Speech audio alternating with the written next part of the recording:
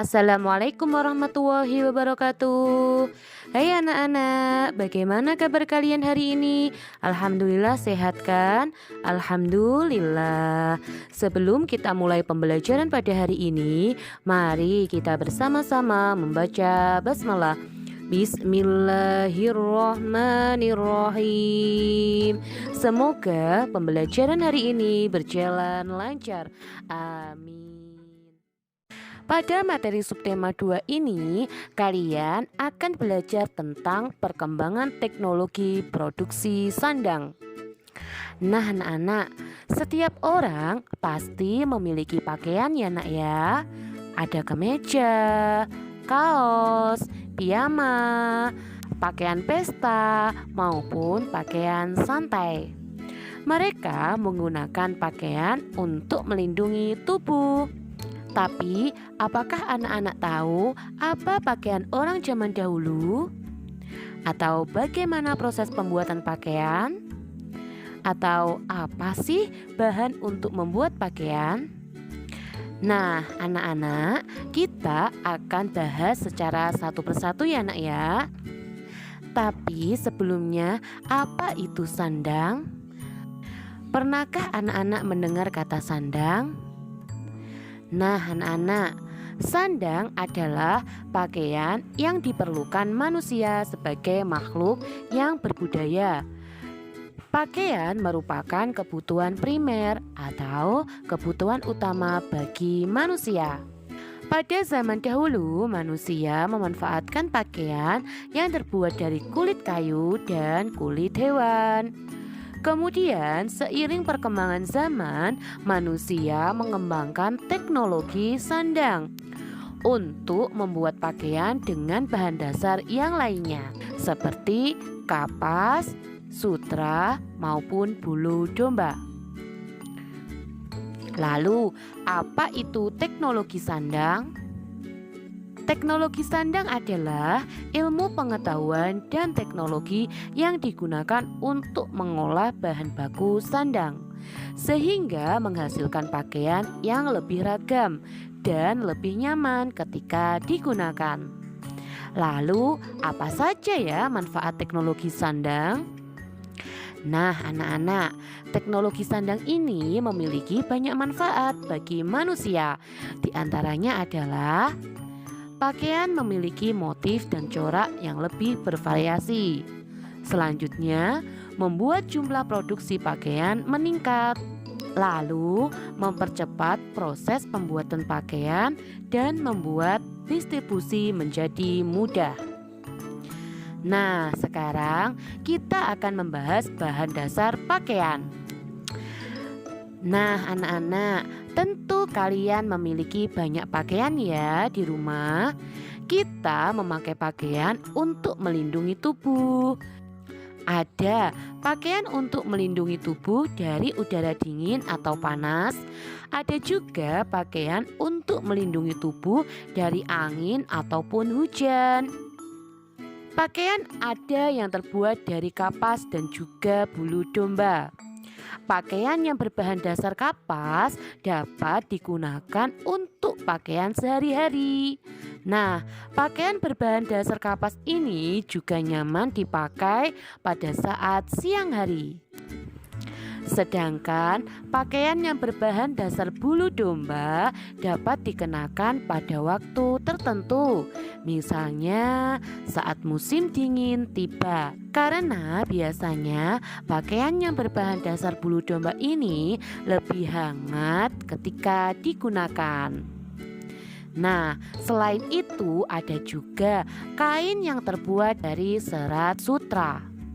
Pakaian yang terbuat dari serat sutra ini termasuk pakaian yang istimewa loh. Karena biasanya pakaian dari serat sutra ini digunakan pada saat acara khusus. Berbeda dengan zaman dahulu, pakaian orang zaman dahulu terbuat dari kayu dan kulit hewan. Selain itu, pakaiannya juga sangat sederhana. Biasanya satu pakaian mereka gunakan untuk berbagai keadaan. Nah, anak-anak, hampir semua bahan dasar pakaian terbuat dari alam ya. Bahan dasar pakaian ini jumlahnya terbatas. Jadi anak-anak, maka dari itu kita harus menjaga pakaian kita agar dapat digunakan dalam jangka waktu yang lama. Selain itu, bahan dasar di alam pun tidak mudah habis. Nah anak-anak, selain itu kebutuhan manusia yang makin meningkat juga mendorong manusia untuk menciptakan teknologi yang dapat meningkatkan mutu serta jenis bahan pakaian. Sekarang manusia tidak hanya mengandalkan serat-serat alami untuk membuat bahan pakaian. Manusia juga dapat membuat serat-serat sintetis dari pokok-pokok kayu atau benang rayon maupun dari bahan galian serta dari sulingan batu bara dan minyak bumi.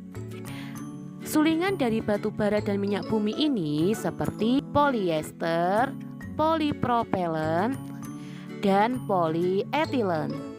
Nah anak-anak, itulah materi yang dapat Ustazah sampaikan. Bagaimana? Apakah anak-anak sudah paham tentang teknologi sandang? Insya Allah kalian paham ya.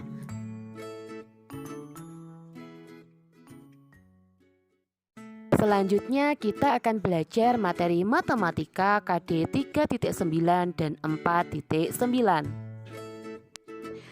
Pada materi matematika kali ini, kalian akan belajar tentang simetri lipat dan sumbu simetri. Nah anak-anak, apakah kalian tahu apa itu simetri lipat dan apa itu sumbu simetri? Baik, simetri lipat adalah jumlah lipatan yang dapat dibentuk dari suatu bidang datar dan menjadi dua bagian yang sama besar. Nah, simetri lipat ini dapat dilipat menjadi dua bagian mengikuti garis tertentu sehingga lipatan yang satu dapat menutup bagian yang lainnya dengan tepat. Sedangkan sumbu simetri adalah garis yang membagi suatu bidang datar menjadi dua bidang yang sama saat dilipat. Lalu bagaimana ya cara menentukan simetri lipat dan sumbu simetri pada suatu bidang? Baik anak-anak, Ustazah akan memberikan contoh bagaimana cara menentukan simetri lipat maupun sumbu simetri pada suatu bidang. Nah, di sini Ustazah memiliki 3 bangun datar, yaitu yang pertama bangun datar persegi panjang. Yang kedua ada bangun datar persegi. Yang ketiga ada bangun datar segitiga sama sisi.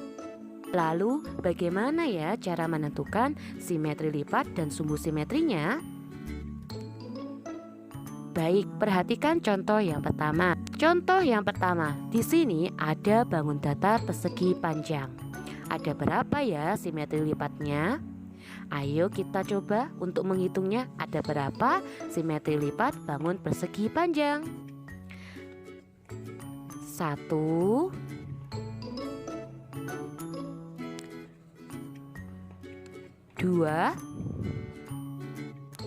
3 Kalau kita menentukan 3 tidak bisa ya nak ya, karena di sini ada bagian yang tidak tertutup.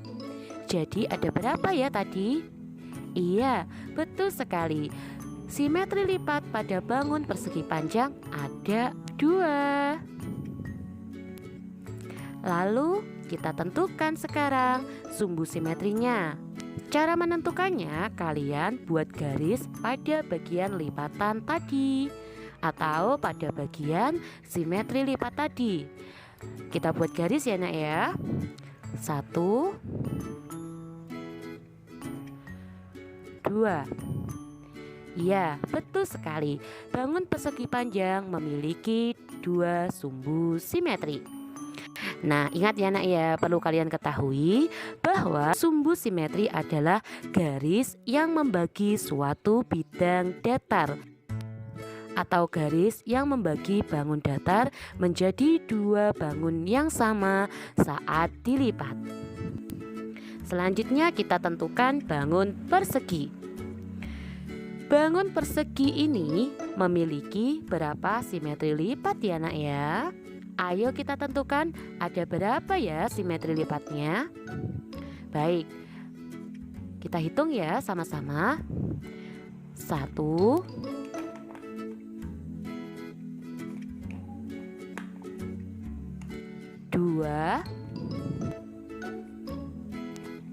3,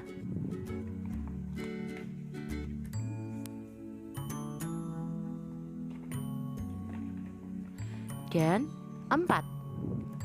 Ya, jadi simetri lipat pada bangun persegi jumlahnya ada 4. Lalu ada berapa ya sumbu simetrinya?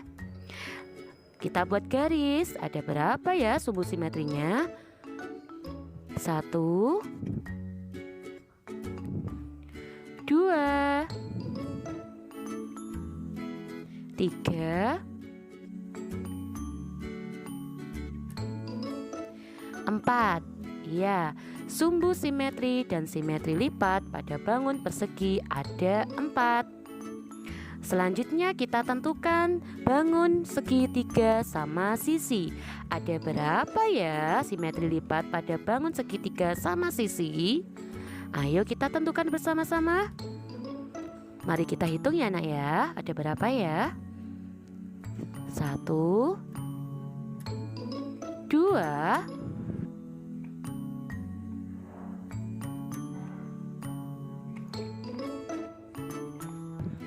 3. Iya, bangun segitiga sama sisi, simetri lipatnya ada 3. Selanjutnya kita hitung sumbu simetrinya. Sumbu simetrinya ada berapa ya? Kalian tinggal mengurutkan dengan menggunakan garis pada lipatan tadi. Kita buat garis ya. 1, 2, 3. Oke, sumbu simetri pada bangun segitiga sama sisi sama dengan 3. Nah anak-anak, bagaimana? Mudah kan cara menentukan simetri lipat dan sumbu simetri pada bangun datar? Sekarang tugas kalian adalah silahkan kalian tentukan ada berapakah simetri lipat dan sumbu simetri pada bangun datar berikut ini. Kemudian kalian tulis pada buku tugas kalian ya nak ya. Terima kasih.